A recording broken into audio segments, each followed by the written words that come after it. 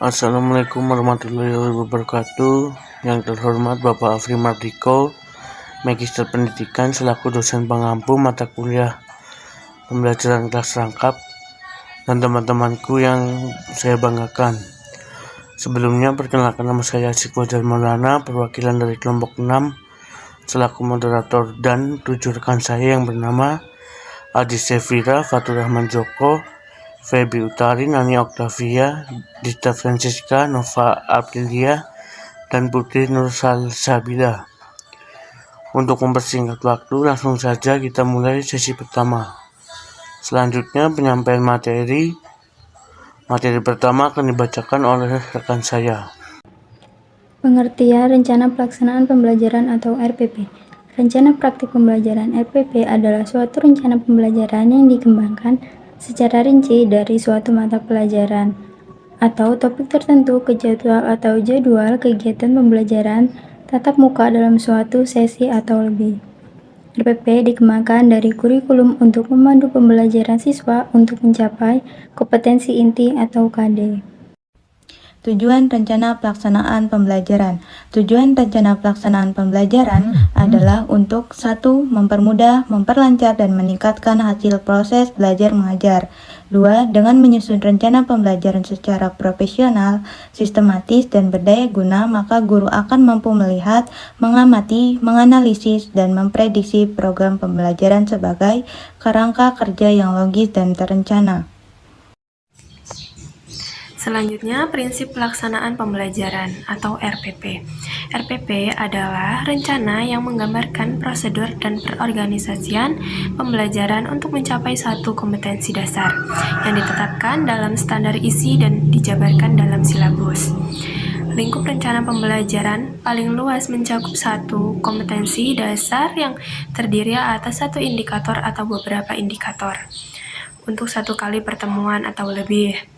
Pendapat Trianto 2015 halaman 258 yang mengemukakan bahwa prinsip-prinsip penyusunan RPP sebagai berikut. Yang pertama, memperhatikan perbedaan individu peserta didik. Yang kedua, mendorong partisipasi aktif peserta didik. Yang ketiga, mengembangkan budaya membaca dan menulis. Yang keempat, memberikan umpan balik dan tindak lanjut. Yang kelima, keterkaitan dan keterpaduan. Yang keenam, menerapkan teknologi informasi dan komunikasi. Sedangkan menurut Permendikbud nomor 22 tahun 2016 dalam menyusun RPP hendaknya memperhatikan prinsip-prinsip sebagai berikut. Yang pertama, perbedaan individual peserta didik. Yang kedua, partisipasi aktif peserta didik.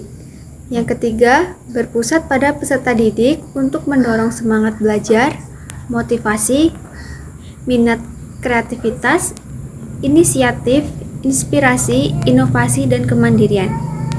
Yang keempat, pengembangan budaya membaca dan menulis. Yang kelima, pemberian umpan balik dan tindak lanjut. Yang keenam, penekanan pada keterkaitan dan keterpaduan antara KD, materi pembelajaran, kegiatan pembelajaran, indikator pencapaian kompetensi, penilaian, dan sumber belajar dalam satu keutuhan pengalaman belajar. Yang ketujuh, mengakomodasi pembelajaran tematik terpadu. Yang kedelapan, penerapan teknologi informasi dan komunikasi secara terintegrasi, sistematis, dan efektif sesuai dengan situasi dan kondisi. Yang selanjutnya contoh rencana pelaksanaan pembelajaran kelas rangkap. Model 211, 2 kelas, 1 mata pelajaran, 1 ruangan. Mata pelajaran Bahasa Indonesia. Kelas atau semester, kelas 4 atau 2, dan 5 atau 2. Alokasi waktu 2 kali 35 menit. Yang pertama, standar kompetensi. Yang kedua, kompetensi dasar. Yang ketiga, indikator. Yang keempat, tujuan pembelajaran. Yang kelima, materi pembelajaran. Yang keenam, metode pembelajaran menggunakan metode ceramah, tanya jawab, diskusi, dan tugas individu. Materi yang selanjutnya yaitu penilaian. Penilaian merupakan bagian penting dari proses dan praktik pendidikan. Upaya peningkatan mutu pendidikan dapat dicapai melalui peningkatan mutu pembelajaran dan sistem evaluasi. Menurut Asmawi Zainul 2010, Penilaian atau evaluasi mencakup semua metode yang digunakan dalam studi individu manapun. Pengertian penilaian mencakup seluruh aspek pendidikan seperti karakteristik peserta didik, karakteristik metode pengajaran, kurikulum, materi, dan manajemen. Seperti yang telah dijelaskan bahwa evaluasi mencakup metode yang digunakan untuk mengevaluasi kinerja individu. F. Perbedaan yang signifikan antara penilaian umum dan penilaian rencana pelaksanaan pembelajaran atau RPP. Bisa dilihat dalam tujuannya, penilaian umum digunakan untuk mengukur pencapaian kompetensi siswa secara menyeluruh, baik dalam aspek pengetahuan, keterampilan, maupun sikap. Penilaian RPP digunakan untuk menilai kualitas dan kesesuaian RPP yang dibuat oleh guru.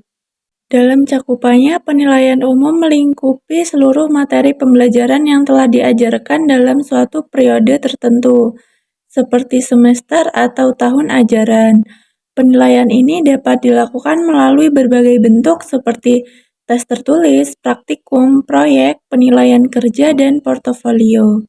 Penilaian RPP berfokus pada komponen-komponen RPP seperti kesesuaian dengan tujuan pembelajaran, kejelasan materi pembelajaran, variasi kegiatan pembelajaran, ketepatan penggunaan metode pembelajaran, dan kesesuaian alat penilaian.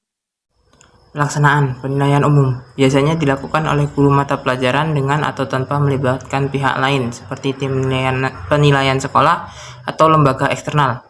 Penilaian RPP dilakukan oleh pihak yang ditugaskan oleh pemerintah seperti penilaian internal sekolah, misalnya kepala sekolah atau guru senior. Penilaian eksternal, misalnya penilaian dari dinas pendidikan. Waktu dilakukan pada akhir periode pembelajaran seperti akhir semester atau akhir tahun ajaran. Penilaian RPP dilakukan sebelum RPP digunakan dalam pembelajaran atau setelah RPP digunakan dengan disertai fleksi dari guru. Dampaknya, penilaian umum. Hasil pembelajaran umum dapat berdampak pada siswa, seperti kenaikan kelas, penerimaan penghargaan atau sanksi, kebutuhan mengikuti program remedial. Penilaian RPP. Hasil penilaian RPP dapat berdampak pada guru, seperti kebutuhan mengikuti latihan atau pengembangan diri. Perbaikan RPP untuk meningkatkan kualitas pembelajaran. Cukup sekian materi dari kelompok kami. Bila ada kurang dan salahnya, saya mohon maaf. Saya akhiri. Assalamualaikum warahmatullahi wabarakatuh.